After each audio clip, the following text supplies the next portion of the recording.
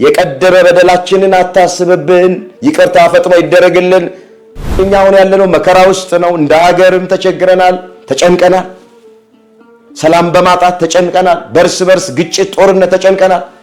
እንደ ቤተ ክርስቲያንም ያለንበትን ነገር ምናውቀው ነው። ብዙ ውስብስብ ነገር ውስጥ ነው ያለን። ስለዚህ አባታችን ሆይ ብላችሁ ጸልዩ ብሎ ሲለን እሱ አባታችን ነው፣ እኛ ደግሞ ልጆቹ ነን። ለጸሎት እግዚአብሔር ፊት ስትቆሙ ውዳሴ ማርያምን ለማድረስ ይሆናል፣ ዳዊቱን ለመድገም ይሆናል። የግል ጸሎት፣ የህሊና ጸሎት ለመጸለይ በእግዚአብሔር ፊት ስትቆሙ እግዚአብሔር አባታችሁ እንደሆነ እናንተም ልጆቹ እንደሆናችሁ አምናችሁ ቁሙ። ለተቀበሉት ሁሉ ግን በስሙ ለሚያምኑት ለነርሱ የእግዚአብሔር ልጆች የሆኑ ዘንድ ስልጣን ተሰጣቸው። እነሱም ይላል ከእግዚአብሔር ተወለዱ እንጂ ከስጋና ከደም ወይም ከወንድ ፈቃድ አልተወለዱም ተብሎ ተጽፏል። በምንም አይነት ኃጢአት ውስጥ ብትሆኑ ተስፋ እንዳትቆርጡ። የዳዊት አምላክ የኛ አምላክ ነው። የጴጥሮስ አምላክ የኛ አምላክ። ዳዊት በዝሙት ወድቆ ኦርዮንን አስገድሎ ይቅር በለኝ ማረኝ ባለው ሰዓት ዳዊትን ይቅር ያለ አምላክ እኔ እናንተንም ይቅር ይለናል።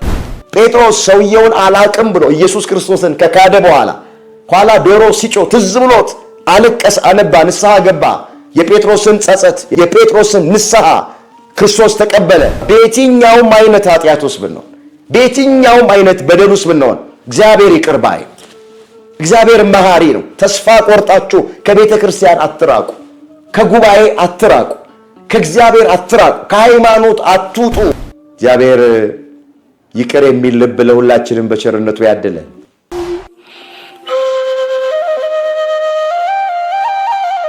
በስመ አብ ወወልድ ወመንፈስ ቅዱስ አሃዱ አምላክ አሜን። በመላው ዓለም የምትገኙ ኦርቶዶክሳውያን ክርስቲያን ወገኖቻችን በእግዚአብሔር ሰላምታ እንደምን ሰነበታችሁ? አሜን። አምላካችን እግዚአብሔር ያለፈውን ጊዜ በሰላምና በጤና አስፈጽሞን በእድሜያችን ላይ ይህችን ቀን ተጨማሪ አድርጎልን እዚህ ዕለት እዚህ ሰዓት ስላደረሰን ስለማይነገር ስጦታው ስሙ ለዘላለም የተመሰገነ ይሁን። የእናታችን የእመቤታችን የቅድስት ድንግል ማርያም አማላጅነት አይለየን። ለዛሬ እግዚአብሔር በሰጠን ጊዜና ሰዓት የምንማማርበት የትምህርታችን ርዕስ የሚሆነው በደላችንን ይቅር በለን የሚል ይሆናል። ይህንን በርዕስነት ያነሳነውን ኃይለ ቃል በመጽሐፍ ቅዱሳችን ላይ ተመዝግቦ የምናገኘው በማቴዎስ ወንጌል በምዕራፍ 6 ቁጥር 12 ላይ። ይህን ርዕስ መነሻ አድርገን መነጋገር ያስፈለገበት ምክንያት በፊታችን ሰንበት በቤተ ክርስቲያናችን በቅዳሴ መካከል ካህኑ የሚያነብልን ወንጌል የማቴዎስ ወንጌል ምዕራፍ 6 ከቁጥር 5 እስከ 15 ያለውን። እንግዲህ የቤተ ክርስቲያን ትምህርት ወቅትን፣ ዘመንን፣ ጊዜን የዋጀ ነው። ከህዳር 6 እስከ ታኅሳስ 13 ያለው ዘመን ዘመነ አስተምህሮ እየተባለ ነው በቤተ ክርስቲያናችን የሚጠራው። አስተምህሮ ማለት ይቅርታ፣ ምልጃ ማለት ነው። ስለዚህ በዘመነ አስተምህሮ ቤተ ክርስቲያን ስለ ምእመናን ይቅርታ የምትጸልይበት፣ ምእመናን ደግሞ ስለ በደላቸው ይቅርታ የሚጸልዩበት ወቅትና ጊዜ ላይ ነው ያለ። በዚሁ መሰረት ወቅቱን፣ ጊዜውን፣ ዘመኑን የዋጀ ትምህርት መማር እንድንችል ከመጽሐፍ ቅዱሳችን ላይ ይሄንን ርዕስ መርጠነዋል። ቆሞ ለመናገር ቁጭ ብሎም ለማድመጥ ጥበብ ከእግዚአብሔር ሲሰጥ ብቻ ነውና ለእኔ ለባሪያው ተናጋሪውን አንደበትን ለእናንተ ለሰሚዎቹ አስተዋይ ልቡናን ቸሩ አምላካችን እግዚአብሔር ለሁላችንም በቸርነቱ ያድለን። ሙሉ ምንባቡ ከቁጥር 5 ጀምሮ ነው የሚጀምረው። እንደዚህ ይላል፣ ስትጸልዩ እንደ ግብዞች አትሁኑ፣ ለሰው ይታዩ ዘንድ በምኩራብና በመንገድ ማዕዘን ቆመው መጸለዩን ይወዳሉ ይላል። እንግዲህ የማቴዎስ ወንጌል ምዕራፍ 5፣ ምዕራፍ 6፣ ምዕራፍ 7 የተራራው ስብከት እየተባለ ነው የሚታወቅ። ለምን ያሉ እንደሆነ ምዕራፍ 5 ቁጥር 1 ላይ ስትመለከቱ ወደ ተራራ ወጣና ማስተማር ጀመረ ይላል። ምዕራፍ 8 ላይ ስትመለከቱ ደግሞ ከተራራ ወረደ ይላል። ስለዚህ እነዚህ ሶስቱን ምዕራፎች የማቴዎስ ወንጌል ምዕራፍ 5፣ ምዕራፍ 6 እና ምዕራፍ 7 በአንድ ቀን ጌታችን ኢየሱስ ክርስቶስ በተራራ ላይ ሆኖ ያስተማረው ትምህርት ነው። የአንድ ቀን ትምህርት ነው። በተለይ ይሄ የማቴዎስ ወንጌል ምዕራፍ 6 ስለ ስነ ምግባራት በስፋት ያስተማረበት ክፍሉ ነው። ምጽዋት ስናደርግ እንዴት ማድረግ እንደሚገባን፣ ስንጸልይ እንዴት መጸለይ እንደሚገባን፣ ስንጾም እንዴት መጾም እንደሚገባን እና ስለሌሎችም ስነ ምግባራት በጥልቀትና በስፋት ለደቀ መዛሙርቱ ጌታችን ኢየሱስ ክርስቶስ ያስተማረበት የመጽሐፍ ቅዱስ ክፍል ነው። እኛው የምናየው ከቁጥር 5 ጀምሮ ነው እና እንደዚህ ብሎ ይጀምራል። ስትጸልዩ እንደ ግብዞች አትሁኑ ብሎ አለ። በዚህ ክፍል ውስጥ ሁለት ማስጠንቀቂያዎች አሉ። አንደኛው ስትጸልዩ እንደ ግብዞች አትሁኑ አላቸው። ሁለተኛ ደግሞ እንደ አሕዛብ በከንቱ አትድገሙ ነው ያላቸው። ግብዝ ማለት የቃሉ ትርጉም ያልሆነውን ሆኖ የሚታይ ሰው ማለት፣ አስመሳይ ሰው ማለት፣ ሸንጋይ ሰው ማለት፣ ታይታ የሚወድ ሰው ማለት። ግብዝ ማለት እሱ ፈሪሳዊ ማለት ታውቃላችሁ። ፈሪሳውያን በውጪ መንፈሳዊ መስለው የሚታዩ ነው፣ በውስጣቸው ግን ንጥቂያ፣ ተንኮል፣ ምቀኝነት፣ ክፋት የተሞሉ ናቸው። እዛ ማቴዎስ 23 ላይ በስፋት እንደተመዘገበው ማለት። ስለዚህ በምትጸልዩበት ጊዜ እንደ ግብዞች አትሁኑ ማለት ለታይታ አትጸልዩ ማለት። ሰው ጸሎተኛ እንዲላችሁ፣ ሰው መንፈሳዊ እንዲላችሁ እንደዛ አስባችሁ አትጸልዩዋል። ጸልዩ እንደ ግብዞች አትሁኑ አለና ግብዞች እንዴት እንደሚጸልዩ ከታች እንዲህ አድርጎ ይነግራቸዋል። ለሰው ይታዩ ዘንድ በምኩራብና በመንገድ ማዕዘን ቆመው መጸለዩን ይወዳሉና። የግብዞች ጠባያቸው ይሄ አራት ማዕዘን ላይ፣ አደባባይ ላይ፣ መንገድ ላይ፣ በምኩራብ ቆመው ይጸልያሉ። ሰዎች ጸሎተኛ እንዲሏቸው ለታይታ ማለት ነው። ዝቅ ብሎ ምን አለ? እነሱ ዋጋቸውን ተቀብለዋል። በቃ ከሰው ዘንድ ዋጋቸውን ተቀብለዋል። አንተ ግን ስትጸልይ ወደ እልፍኝ ግባ፣ መዝጊያህን ዘግተህ በስውር ላለው አባት ጸልይ፣ በስውር የሚያይ አባት በግልጥ ያስረክብሃል ያለ። ስለዚህ አንድ ክርስቲያን ጸሎት ለመጸለይ ሲያስብ፣ በተለይ የግል ጸሎት በምንጸልይበት ጊዜ እልፍኙን ይዝጋ አለ። ከዛ በስውር ይጸልይ አለ። በስውር የጸለይከውን ጸሎት እግዚአብሔር በግልጥ ያስረክብሃል፣ በግልጥ ይከፍልሃል። ስለዚህ ለታይታ ሰዎች ጸሎተኞች እንዲሉን መጸለይ የለብን ማለት። ምናልባት ከዚህ ቀደም በዚህ መንገድ ውስጥ ያለን ሰዎች ካለን ከዚህ ውስጥ ልንወጣ ይገባናል ማለት። አሁን አንዳንድ ሰዎች መዝገበ ጸሎታቸውን ቤተክርስቲያን ይዘው ይመጣል። ነገር ግን ከፍተውት ሳይጸልዩ ተመልሰው ይዘው የሚሄዱ ሰዎች አሉ። ቤታቸው ውስጥ ብዙ የጸሎት መጻሕፍት ያላቸው አሉ። ፊት ለፊት ሳሎን ቤት መደርደሪያ ያስቀመጡ ሰዎች አሉ። አንድ ቀን ግን ከፍተውት ጸልዩት አያውቁም። ስለዚህ የግብዞች ጸሎት ማለት ይሄ ነው። ለታይታ የሚጸለይ ጸሎት፣ ሰዎች ጸሎተኛ እንዲሉን ብቻ የምንጸልየው ጸሎት ነው። ይሄ በእግዚአብሔር ዘንድ ተቀባይነት የለው። ምናልባት በሰው ዘንድ ዋጋ ልናገኝበት እንችላለን፣ በእግዚአብሔር ዘንድ ግን ዋጋ እናገኝበት። እግዚአብሔር ከግብዞች ጸሎት ሁላችንን በቸርነቱ ይጠብቃል። ስለዚህ የመጀመሪያው ማስጠንቀቂያ ስትጸልዩ እንደ ግብዞች አትሁኑ አለና፣ ሁለተኛው ማስጠንቀቂያ ደግሞ ምንድን ነው? እንደ አሕዛብም በከንቱ አትድገሙ አለ። አሕዛብ የሚላቸው በብሉይ ኪዳንም በአዲስ ኪዳንም ሀልዎተ እግዚአብሔርን የማያምኑትን፣ ነገ እንሞታለንና እንብላ እንጠጣ የሚሉትን፣ ሁልጊዜ በእግዚአብሔር ፊት ለጸሎት ሲቆሙ የሚያነበንቡትን፣ ከልባቸው የማይጸልዩትን፣ መንፈሳቸው ተሰብስቦ የማይጸልዩትን እነሱን አሕዛብ ይላቸዋል። ስለዚህ እንደ አሕዛብ በከንቱ አትድገሙ ማለት ዝም ብሎ ማነበነብ አይደለም። ጸሎት በመንፈስ ሆናችሁ መጸለይ ያለባችሁ፣ ልባችሁን ሰብስባችሁ፣ ልባችሁ ክት ሆኖ ከእግዚአብሔር ጋር በጸሎት መገናኘት አለባችሁ ማለት ነው። ይሄን አለና አሕዛብ በመናገራቸው ብዛት የሚሰሙ ይመስላቸዋል፣ ስትጸልዩ እንደነርሱ በከንቱ አትድገሙዋል። አሁን አትድገሙ ሲል ጸሎትን ደጋግሞ መጸለይ አይገባም ማለት አይደለም። እንደዛማ እንዳንል ጌታችን መድኃኒታችን ኢየሱስ ክርስቶስ በብዙ ስፍራ ላይ ጸሎትን እየደጋገመ ሲጸልይ አንብበናል፣ አይተናል። አትድገሙ ብሎ ሲል ልባችሁ ተከፍሎ ዝም ብላችሁ አታነምንቡ ለማለት እንጂ ደጋግሞ መጸለይ መጽሐፍ ቅዱስ ይቃወማል ወይም ይከለክላል ማለት አይደለም። ዝቅ ብሎ አባታችሁ የሚያስፈልጋችሁን ያውቃልና እንግዲህ እናንተስ እንዲህ ብላችሁ ጸልዩዋል እና ምን አለ? እንደነርሱ በከንቱ አትድገሙ አለና፣ ስለዚህ አትምሰሏቸው፣ አባታችሁ ሳትለምኑት የሚያስፈልጋችሁን ያውቃላል። ቃሉን አስተውሉት። አሕዛብ በመናገራቸው ብዛት የሚሰሙ ይመስላችኋልና እነሱን አትምሰሏቸዋል። የሰማዩ አባታችሁ እግዚአብሔር ሳትለምኑት የሚያስፈልጋችሁን ያውቃል። ወገኖቼ እንኳን ለምነነው ይቀርና ይሄንን አድርግልን ብለነው ይቀርና በጸሎት አንኳኩተን ይቀርና ገና ሳንለምነው ገና ሳንጠይቀው የሚያስፈልገንን የሰማይ አባታችን እግዚአብሔር ያውቃል። ማወቅ ብቻ አይደለም፣ አውቆ ያደርግልናል። ምናልባት ወንድሞቻችን፣ እህቶቻችን፣ ባልንጀሮቻችን ምን እንደጎደለ ምን እንደሚያስፈልገን ሊያውቁልን ይችላሉ። አንዳንዶቹ ግን አውቀው ያደርጉልን። የእግዚአብሔር የተለየ ነው። ሳትለምኑት አባታችሁ እግዚአብሔር የሚያስፈልጋችሁን ያውቃል አለ ጌታችን ኢየሱስ ክርስቶስ የተናገረው ቃል። ስለዚህ እግዚአብሔር ምን እንደሚያስፈልገን ጠንቅቆ ያውቃል። ማወቅ ብቻ አይደለም፣ የእግዚአብሔር አውቆ የሚያስፈልገንን ያደርግልናል። ምንፈልገውን አይደለም እግዚአብሔር የሚያደርግልን። በደንብ አድርጋችሁ ስሙ፣ አስተውሉ የእግዚአብሔር ልጆች። የምንፈልገውን አይደለም እግዚአብሔር የሚያደርግልን የሚሰጠን። እግዚአብሔር የሚያስፈልገንን ነው የሚሰጠን። ለምን እኛ የምንፈልገው ሁሉ ላያስፈልገን ይችላል። አንዳንዴ እኮ እኛ የምንፈልገው ነገር መጥፊያችን ሊሆን ይችላል። ከመንፈሳዊ ሕይወት የምንወጣበት ሊሆን ይችላል። ምንጎዳበት ሊሆን ይችላል። ምንፈልገው ሁሉ አያስፈልገንም። ምን ይላሉ አባቶች? የሚያብረቀርቅ ሁሉ ወርቅ አይደለም ይላል።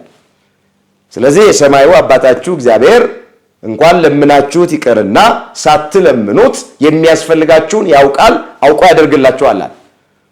አዎ እኛ ለእኛ ከምናስበው በላይ ምን እንደሚያስፈልገን እግዚአብሔር ያውቃል፣ አውቆም ይሰጠናል። መጽሐፍ ምንድን ነው የሚለው? ለእናንተ ማስባትን ሐሳብ እኔ አውቃለሁና ፍጻሜና ተስፋ እሰጣችሁ ዘንድ የሰላም ሐሳብ እንጂ ክፉ ነገር ስለ እናንተ አላስብም። እናንተ ትለምኑኛላችሁ እኔም ደግሞ እሰማችኋለሁ ተብሎ ተጽፏል። ትንቢተ ኤርምያስ ምዕራፍ 29 ቁጥር 11 ላይ የተመዘገበ የእግዚአብሔር ቃል። ስለዚህ እግዚአብሔር ምን እንደሚያስፈልገን ያውቃል። ማወቅ ብቻ አይደለም፣ አውቆ ያደርግልናል። እንመለስ ወደ ቀደመ ነገራችን። እናንተስ አለ እንዲህ ብላችሁ ጸልዩ አለ፣ እንደ አሕዛብም አትጸልዩ እንደ ግብዞችም አትሁኑ አለና ስትጸልዩ ግን እንዲህ ብላችሁ ጸልዩ ብሎ ጸሎት እንዴት መጸለይ እንደሚገባቸው ለጊዜው ለደቀ መዛሙርቱ ለፍጻሜው ስለ ሁላችንም አስተማረ። አባታችን ሆይ በሰማያት የምትኖር ስምህ ይቀደስ፣ መንግሥትህ ትምጣ፣ ፈቃድህ በሰማይ እንደሆነች እንዲሁም በምድር ትሁን። የዕለት እንጀራችንን ዛሬ ስጠን፣ በደላችንን ይቅር በለን እኛም የበደሉንን ይቅር እንደምንል፣ ወደ ፈተና አታግባን ከክፉ አድነን እንጂ መንግሥት ያንተ ናትና ኃይል፣ ክብር፣ ምስጋና ለዘላለሙ አሜን ብላችሁ ጸልዩዋል።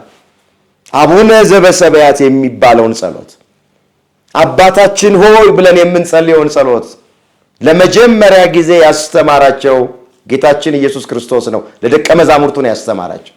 የጥንት ሊቃውንት ይህንን ጸሎት የጌታ ጸሎት ብለው ይሉታል። ለምን? ለደቀ መዛሙርቱ እንዴት መጸለይ እንደሚገባቸው ጌታችን ኢየሱስ ክርስቶስ ያስተማረው ጸሎት ስለሆነ ማለት ወገኖቼ፣ ይሄ ጸሎት ውብ የሆነ ጸሎት ነው። ድንቅ የሆነ ጸሎት ነው። በውስጡ ሁሉን ነገር ያካተተ ጸሎት ነው። ምስጋና አለ። አቡነ ዘበሰማያት በሚለው ጸሎት ውስጥ ልመና አለ፣ ንስሐ አለ፣ ጸጸት አለ፣ ነገረ መለኮት አለ። ሁሉን ነገር ያካተተ ጸሎት ነው። ትንሹም ትልቁም፣ ገበሬውም ወታደሩም፣ የተማረውም ያልተማረውም፣ ስንቀመጥ ስንነሳ፣ ቤትም ስፍራ ላይ ልንጸልየው የምንችለው አጭር ጸሎት፣ ግልጽ ጸሎት፣ ሁሉን ያካተተ ጸሎት ነው አቡነ ዘበሰማያት የሚለው ጸሎት። በቤተ ክርስቲያናችን ውስጥ ጸሎት ሁሉ የሚያርገው የጸሎቶች ሁሉ ማሳረጊያ አቡነ ዘበሰማያት የሚለው ጸሎት። ቅዳሴ ተቀድሶ መጨረሻ ላይ በአቡነ ዘበሰማያት ነው የሚታረገው።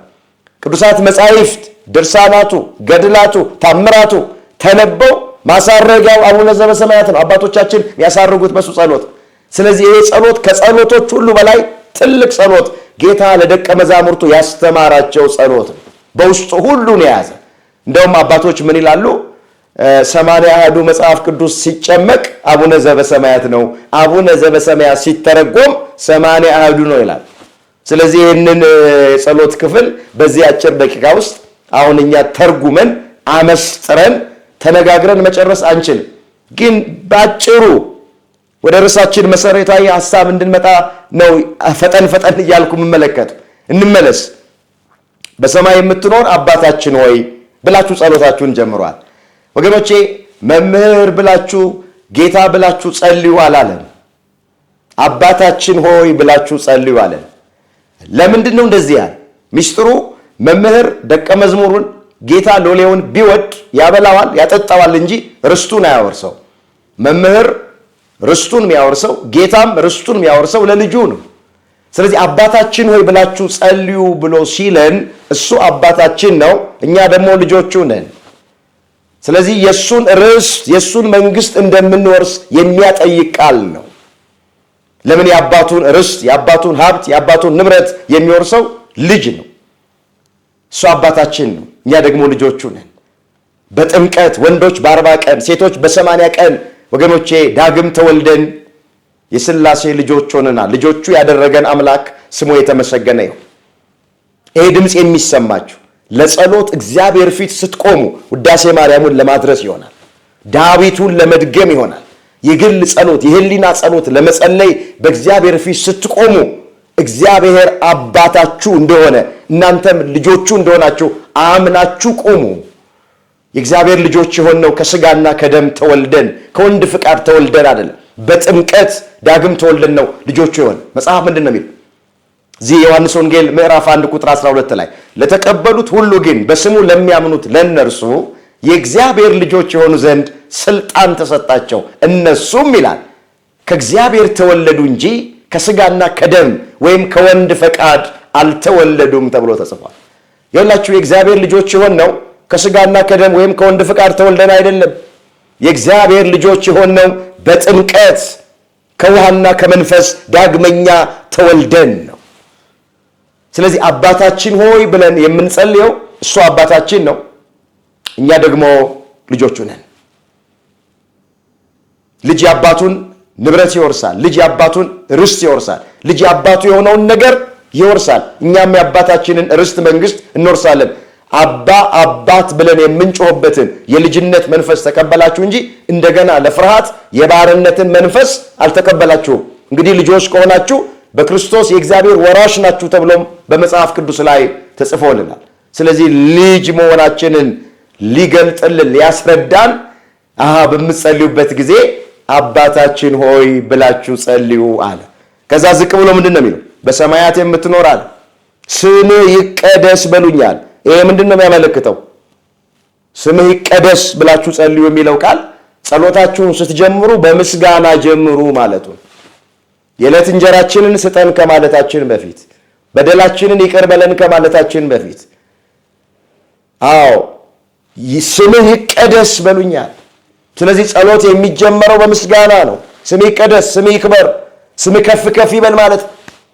ስለዚህ እንዲደረግልን የምንፈልገውን ነገር ከመጠየቃችን በፊት ልመናን ከማቅረባችን በፊት ጸሎታችንን በምስጋና መጀመር እንደሚገባን ጌታችን ኢየሱስ ክርስቶስ ለደቀ መዛሙርቱ አባታችን የሚለውን ጸሎት ባስተማረበት ክፍል ላይ መጀመሪያ ምንድን ያላቸው? ስምህ ይቀደስ በሉ። ስለዚህ ይህ ድምፅ የሚሰማችሁ ጸሎታችሁን ስትጀምሩ በምስጋና ጀምሩ። ስምህ ይቀደስ፣ መንግሥትህ ትምጣ፣ ፍቃድህ በሰማይ እንደሆነች እንዲሁም በምድር ትሁን፣ የዕለት እንጀራችንን ዛሬ ስጠን። የዓመት እንጀራችንን ስጠን ብላችሁ ጸልዩ አልተባልንም። የወር እንጀራችንን ስጠን ዛሬ ብለን እንድንጸልይ አልታዘዝንም። የዕለት እንጀራችንን ዛሬ ስጠን። ክርስቲያን ስለ ዓመት አይጨነቅ። ክርስቲያን ስለ ወር አይጨነቅ። ክርስቲያን ስለ ነገም አይጨነቅ። መጽሐፍ ስለ ነገ እንዳትጨነቁ እዚሁ የማቴዎስ ወንጌል ምዕራፍ 6 ቁጥር 34 ላይ ነገ ለራሱ ይጨነቃልና ለነገ አትጨነቁ፣ ለቀኑ ክፋቱ ይበቃዋል ነው። የዕለት እንጀራችንን ዛሬ ስጠን ብላችሁ ጸልዩ አለና ወደምንፈልገው ሐሳብ መጣ። አስተውሉት፣ ቃሉ እንደዚህ የሚል እኛም ደግሞ የበደሉንን ይቅር እንደምንል በደላችንን ይቅር በለን። ርዕሳችን ይህን ሁሉ የተረክነው እዚህ ርዕሳችን ጋር ለመምጣት ነው። በደላችንን ይቅር በለን የሚል ነው ርዕሳችን። ይሄ ቃል ምንድን ነው የሚያመለክቱ? ስለ እግዚአብሔር ምሕረት፣ ስለ እግዚአብሔር ይቅርታ የሚያመለክት ቃል ነው። የዕለት እንጀራችንን በየቀኑ እንደሚሰጠን ምሕረቱንም በየቀኑ ነው የሚያደርግልን፣ ይቅርታውንም በየቀኑ ነው የሚያደርግልን። በደላችንን ይቅር በለን ብላችሁ ጸልዩዋል።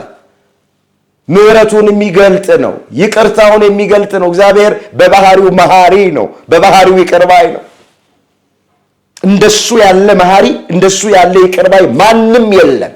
በዚህ በዳዊት መዝሙር በመዝሙር 50 ቁጥር 1 ላይ አቤቱ እንደ ቸርነትህ ብዛት ማረኝ ነው ያለው። ስለዚህ እግዚአብሔር ባለብዙ ምህረት ባለብዙ ይቅርታ ነው። እግዚአብሔር በባህሪው መሐሪ ነው። በባህሪው ይቅር ባይ ነው እግዚአብሔር።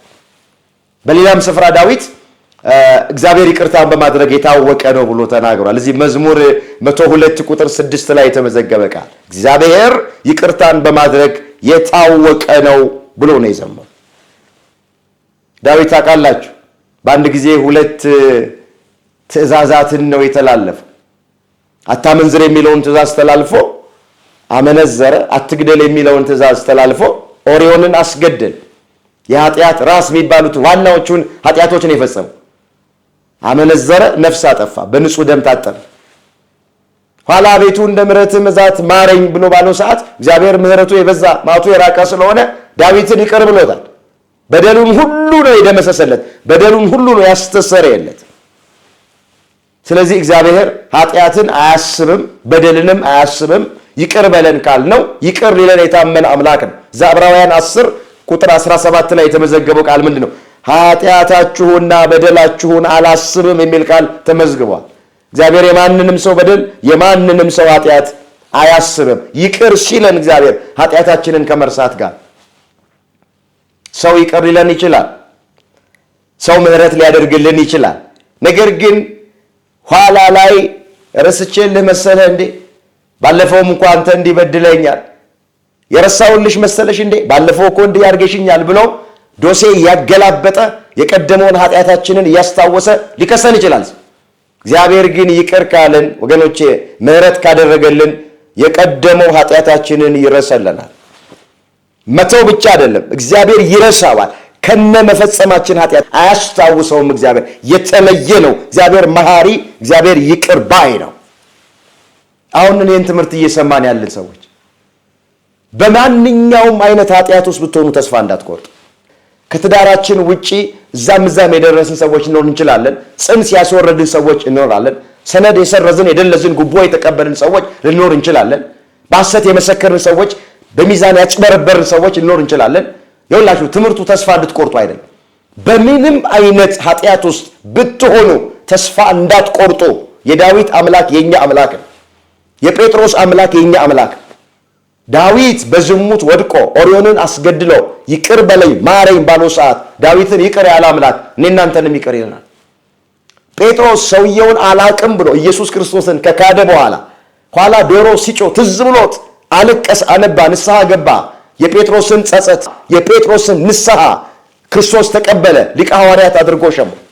ስለዚህ እኛም በየትኛውም አይነት ኃጢአት ውስጥ ብንሆን፣ በየትኛውም አይነት በደል ውስጥ ብንሆን እግዚአብሔር ይቅር ባይ፣ እግዚአብሔር መሐሪ ነው። ተስፋ ቆርጣችሁ ከቤተ ክርስቲያን አትራቁ፣ ከጉባኤ አትራቁ፣ ከእግዚአብሔር አትራቁ፣ ከሃይማኖት አትውጡ።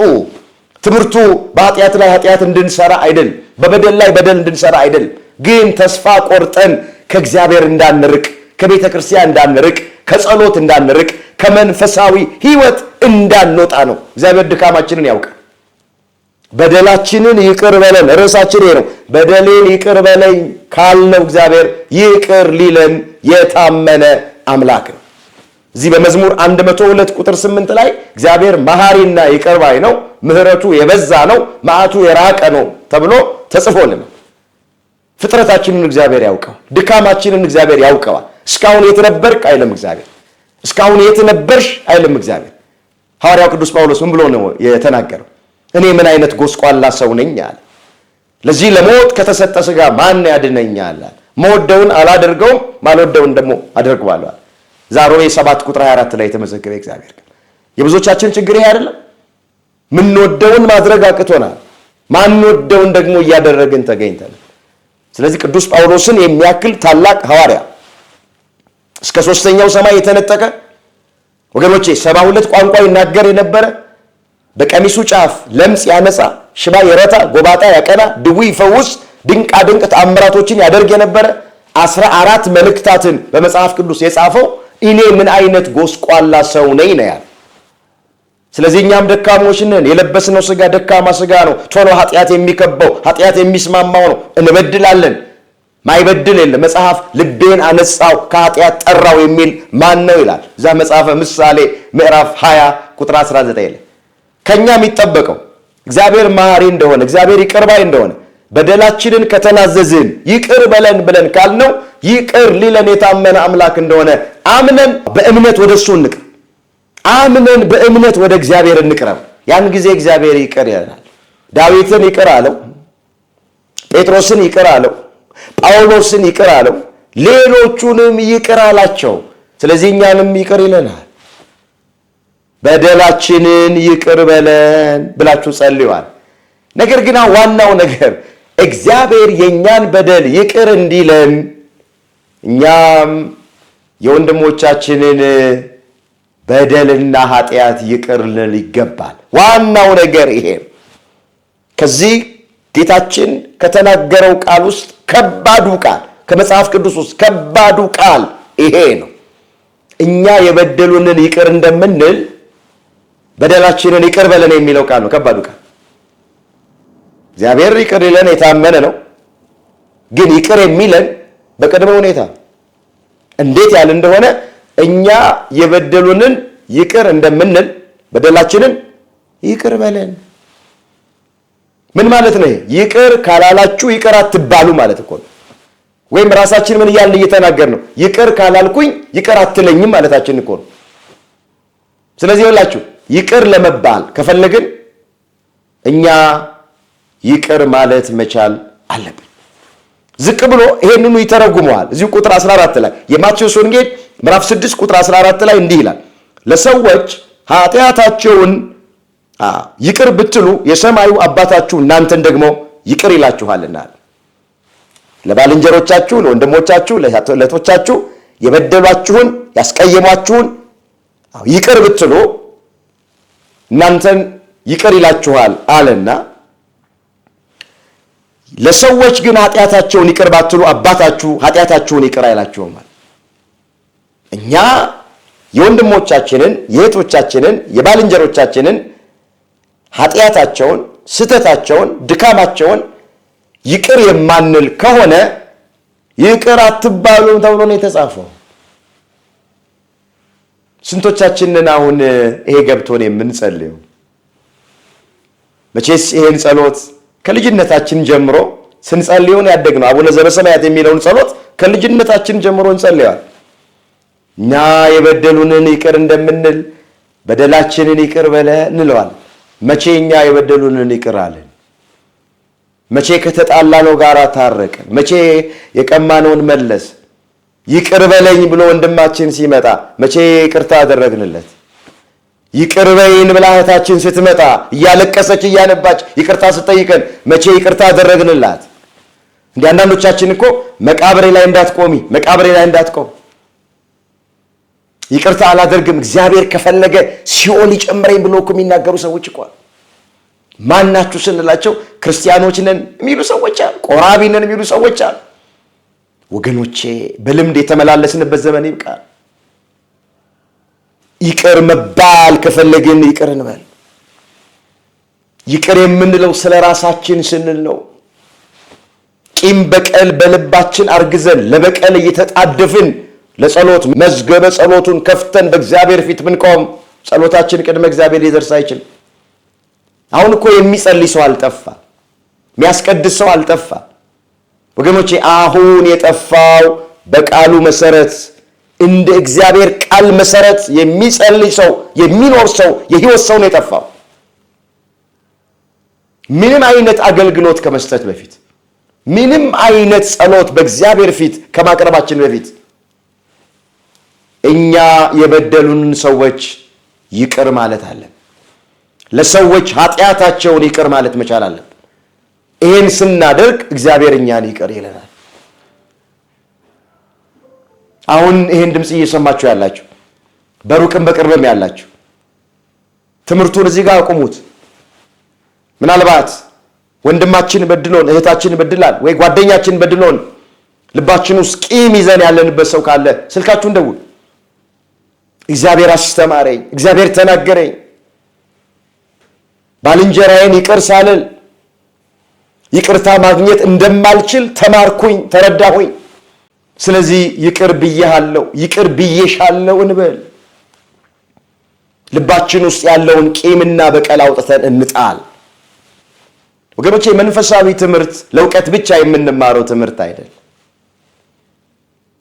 የመጽሐፍ ቅዱስ ትምህርት ለሕይወት የምንማረው ትምህርት ነው። ሕይወት ደግሞ ውሳኔ ትፈልጋለች። ስለዚህ በሕይወታችን ውስጥ መወሰን አለብን። እንዲህ አድርጎኝ እንዴት ይቅር ልበለው፣ እንዲህ አድርጋኝ እንዴት ይቅር ልበላት አንበል። ይቅር የምንለው ስለ ራሳችን ነው። ለሰዎች ኃጢአታቸውን ይቅር ባትሉ እናንተ ኃጢአታችሁ ይቅር አይባልም። ለሰዎች ግን ኃጢአታቸውን ይቅር ብትሉ የሰማይ አባታችሁ እግዚአብሔር ኃጢአታችሁን ይቅር ይላችኋል ነው የሚለው። ስለዚህ ምህረት ለማግኘት ምህረት ማድረግ አለብን። ይቅርታ ለማግኘት ይቅርታ ማድረግ አለብን። ዛሬ በቤተ ክርስቲያናችን ውስጥ የጠፋው ይሄ አይደለም። ከላይ አንስቶ ቤተክርስቲያኒቱን እየመሩ ካሉት አባቶች አንስቶ እስከ ትንሹ ምእመን ድረስ ከብዙዎቻችን የጠፋው ይሄ ቂም በልባችን ይዘን፣ ክፉ ሐሳብ በልባችን ይዘን ለቅዳሴ እንሰለፋለን፣ ለአገልግሎት እንሰለፋለን፣ ለመስበክ እንሰለፋለን፣ ለመዘመር እንሰለፋለን። ምእመናን እናንተም ጠዋት ማታ ወደ መቅደሱ ትገሰግሳላችሁ። እግዚአብሔር ቤት በኩል ጸሎታችንን ይስማል። መጽሐፍ ምን ይላል? ጸሎት እንዳያርቅ ራስን በደመና ከደንክ ነው የሚለው። እዛ ሰቆቃወ ኤርምያስ ምዕራፍ 3 ቁጥር 44 ላይ የተመዘገበ የእግዚአብሔር ቃል ጸሎት እንዳያርቅ ራስህን በቂም በቀል ደመና ከደንክ ነው የሚለው። ምን ይላሉ አባቶች? ቂም በፈቃድ ራስን ለማጥፋት የሚጠጡት መርዝ ነው ይላል። ቃሉን አስተውሉ። ራሳችንን ነው ያጠፋ። ለተለያዩ ደዌያት፣ ለተለያዩ በሽታ፣ ለተለያዩ ህመም ነው ቂም አሳልፎ የሚሰጠን። በነፍሳችንም በስጋችንም ቂም ይጎዳናል። በፍጹም አይጠቅመን። ግን ብዙዎቻችን የማይጠቅመንን ነገር አንጠልጥለን እንዞራል። አዎ ሲናገሩት ቀላል፣ በተግባር መፈጸሙ ነው ከባድ የሚሆን። አምላካችን እግዚአብሔር ለኔም ለምናገረው ለእናንተም ደግሞ ይህን ድምፅ ለምሰሙት ይቅርታ የምናደርግበትን ልብ መድኃኔዓለም ለሁላችንም በቸርነቱ ያድለን። ስለዚህ ጌታችን ምን አለ ለደቀ መዛሙርቱ? በምትጸልዩበት ጊዜ አለ እኛ የበደሉንን ይቅር እንደምንል አዎ በደላችንን ይቅር በለን ብላችሁ ጸልዩዋል። ስለዚህ ወገኖቼ ዛሬ በሀገራችን በኢትዮጵያ እንደዚህ አይነት ፈተናና መከራ የበዛብን፣ በቤተክርስቲያናችን እንደዚህ አይነት መከራ ውስጥ የገባችው ይቅርታ ጠፍቶ ነው። ምህረት የሚያደርግ ሰው ጠፍቶ ነው። ዳዊት ሲዘምር ምን ብሎ ነው የዘመረው? የቀደመ በደላችንን አታስብብን፣ ይቅርታ ፈጥኖ ይደረግልን፣ እጅግ ተቸግረናል፣ እጅግም ተጨንቀናል። ያ መዝሙር 78 ቁጥር 8 ላይ የተመዘገበ የእግዚአብሔር ቃል። ይሄ ቃል በፊታችን ባለው ሰንበት በቅዳሴ መካከል ዲያቆኑ የሚሰብከው ምስባክ ነው። ኢትዝክር ለነ አበሳነ ዘትካት ፍጡነ ይርከበነ ሰሃልከ እግዚኦ እስመ ተመንደብነ ፍድፋደ እያለ ዲያቆኑ በቅዳሴ መካከል የሚሰብከው ምስባክ ነው። የቀደመ በደላችንን አታስብብን፣ ይቅርታ ፈጥኖ ይደረግልን፣ አቤቱ እጅግ ተቸግረናል፣ እጅግ ተጨንቀናል የሚል ቃል። ቃሉ ለጊዜው ለእስራኤል ዘሥጋ የተነገረ ቃል። ዛ ተማርከው በበደላቸውና በኃጢአታቸው ምክንያት ወደ ባቢሎን በወረዱ ሰዓት ብዙዎች በሰይፍ ባለቁ ጊዜ፣ ብዙዎች በረሃብ ባለቁ ጊዜ፣ ብዙዎች በበሽታ ባለቁ ጊዜ ዳዊት ስለ ሕዝቡ ተገብቶ የተናገረው ቃል ነው። የቀደመ በደላችንን አታስብብናል፣ አቤቱ ምሕረት ፈጥኖ ይደረግልን፣ እጅግ ተቸግረናል። ስለዚህ እኛ አሁን ያለነው መከራ ውስጥ ነው። እንደ ሀገርም ተቸግረናል፣ ተጨንቀናል። ሰላም በማጣት ተጨንቀናል። በእርስ በርስ ግጭት፣ ጦርነት ተጨንቀናል። እንደ ቤተ ክርስቲያንም ያለንበትን ነገር የምናውቀው ነው። ብዙ ውስብስብ ነገር ውስጥ ነው ያለን። አሁን እኔ ከምተርክላችሁ ታሪክ በላይ እኔ ከምነግራችሁ ነገር በላይ ሁላችን ጠንቅቀን ያለንበትን ውስብስብ ነገር እናውቀዋል። ከዚህ ሁሉ ነገር እንዲያወጣን እግዚአብሔር እንደ ዳዊት የቀደመ በደላችንን አታስብ፣ ይቅርታ ፈጥኖ ይደረግልን፣ እጅግ ተጨንቀናል፣ እጅግ ተቸግረናል እንበለው። እያንዳንዳችን ልባችን ለይቅርታ የተዘጋጀ ይሆን። ኢትዮጵያን እግዚአብሔር እንዲምራት፣ ቤተ ክርስቲያንን እግዚአብሔር እንዲምራት፣ በወገኖቻችን ላይ የምናየው ሰቆቃና መከራ ወገኖቼ እንዲያቆም፣ ኢትዮጵያ እንድትፈወስ እግዚአብሔር በምህረቱ እንዲጎበኛት እኛም ልባችን ለይቅርታ መዘጋጀት አለን። ማን ነው ፍቃደኛ? ማን ነው ልቡ አሁን ለይቅርታ የተዘጋጀ? እስኪ ሁላችን ይሄ ድምጽ የሚሰማን ራሳችንን፣ እኔም ራሴን እናንተም ራሳችሁን እስኪ ተመልከቱ። ስለዚህ በልምድ የተመላለስንበት ያለፈው ዘመን ይብቃል። አሁን እንደ ቃሉ እንመላለስ። አሁን እንደ እግዚአብሔር ፈቃድ እንመላለስ። በደላችንን ይቅር በለን እንበለው። እግዚአብሔር ይቅር ሊለን የታመነ አምላክ። ለጸሎታችን እንቅፋት የሚሆኑ ጸሎታችን እንዳይሰማ እንቅፋት የሚሆንብንን ነገር እናስወግድ። እሱ ምንድነው? ቂም ነው፣ በቀል ነው፣ ተንኮል ነው፣ ምቀኝነት ነው። እንደዛ ሆነን በእግዚአብሔር ፊት የቆምንበት ዘመን ይብቃ። አባቶቻችን ምን ይላል? ቂም ይዞ ጸሎት፣ ሳል ይዞ ስርቆት ይላል። ቂም ይዞ ጸሎት የለም፣ ሳል ይዞ ስርቆትም የለም። ሳል የያዘው ሰው ለስርቆት ሰው ቤት አይገባም። ባለቤቱን ተነስተ ያዘኝ የማለት ያክል ነው። ሰው እንዴት እያሳለው ሰው ቤት ለስርቆት ይገባል? ሳል ይዞ ስርቆት እንደሌለም ቂም ይዞም ጸሎት የለም። ስለዚህ ምናልባት በልባችን ውስጥ በወንድሞቻችን፣ በእህቶቻችን፣ በጎረቤቶቻችን፣ በባልንጀሮቻችን ላይ ቂም የያዝን ሰዎች፣ ቅሬታ ያለብን ሰዎች ስለ እግዚአብሔር ቃል ስንል፣ ስለ ወንጌል ስንል፣ ስለ ክርስትናችን ስንል፣ ስለ ሃይማኖታችን ስንል፣ ይቅር እንድንባል ስንል እኛም ልባችንን ለይቅርታ እናዘጋጅ። እግዚአብሔር ይቅር የሚል ልብ ለሁላችንም በቸርነቱ ያድለን። በሰማነው ቃል እንድንለወጥ፣ ልባችን እንዲሰበር፣ እሱ እንደሚፈቅደው ህይወት ውስጥ እንድንመላለስ፣ በእውነት እግዚአብሔር የሚደሰትበትን ጸሎት፣ እግዚአብሔር የሚከብርበትን አይነት ጸሎት፣ መልካም ጸሎት፣ በእግዚአብሔር የተወደደ ጸሎት እንድንጸልይ አምላካችን እግዚአብሔር ሁላችንን በቸርነቱ ይርዳል። በደላችንን ይቅር በለን ርዕሳችን ይሄን ጌታችን ለደቀ መዛሙርቱ የተናገረው ቃል። እኛም ሁልጊዜ ለጸሎት በፊቱ ስንቆም በደላችንን ይቅር በለን እንበለው። እግዚአብሔር ይቅር ሊለን የታመነ አምላክ ነው። በባህሪው ይቅር ባይ ነው። በማናችንም ጥፋት እግዚአብሔር አይደሰትም። ስለዚህ ለምን ወደቃችሁ አይልም እግዚአብሔር፣ ለምን እንደወደቃችሁ ቀራችሁ ይላል። ለምን በደላችሁ አይልም እግዚአብሔር፣ ለምን ይቅርታ አልጠየቃችሁም፣ ለምን ንስሐ አልገባችሁም ግን ይላል።